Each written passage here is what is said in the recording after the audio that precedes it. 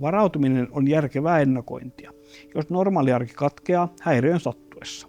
Tässä käymme läpi 5 tärkeää aihetta. Kotivaran, ruoan valmistamisen ilman sähköä, yleisen vaaramerkin, sisälle suojautumisen ja väestön suojat.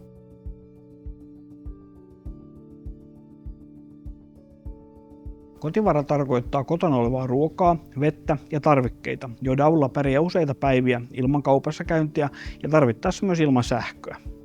Kotivaraan kuuluu pitkään säilyvää ja helposti valmistettavaa ruokaa, kuten säilykkeitä, puuroa, pastaa ja riisiä. Kotivaraan kuuluu myös kanisterissa säilyttävää juomavettä, tarvittavia lääkkeitä, paristoja, taskulamppu, hygieniatarvikkeita ja patteriradio. Kotivaraan kuuluvia ruokia ja tarvikkeita voi käyttää normaalissa arjessa, kunhan muistaa hankkia uutta tilalle. Lisäksi kotivaraa on hyvä käydä läpi muutaman kuukauden välein. Näin voi varmistua, että häiriön sattuessa ruoka on tarpeeksi, päiväykset ovat kunnossa ja esimerkiksi paristoissa on virtaa.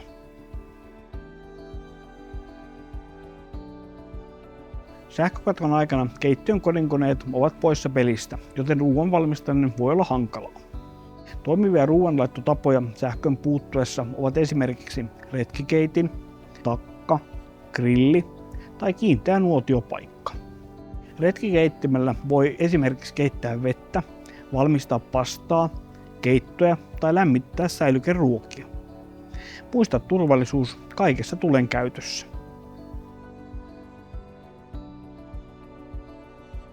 Yleinen vaaramerkki on nouseva ja laskeva sireeniääni, joka kestää minuutin.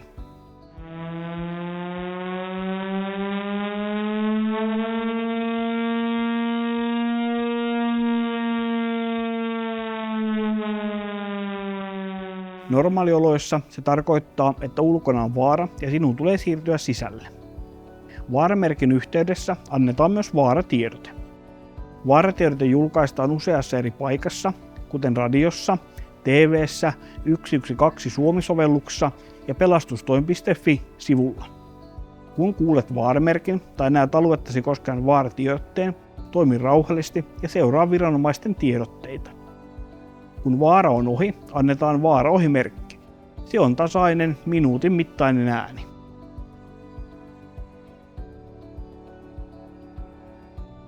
Normaalioloissa ensisijainen suoja on oma koti.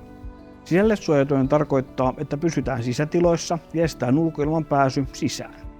Tämä voi olla tarpeen esimerkiksi suuronnettomuuden tai vaarallisen kaasun leviämisen yhteydessä. Toimi näin. Mene sisälle, sulje ovet ja ikkunat, pysäytä ilmanvaihto ja seuraa viranomaisten ohjeita radiosta tai 112 Suomi-sovelluksesta.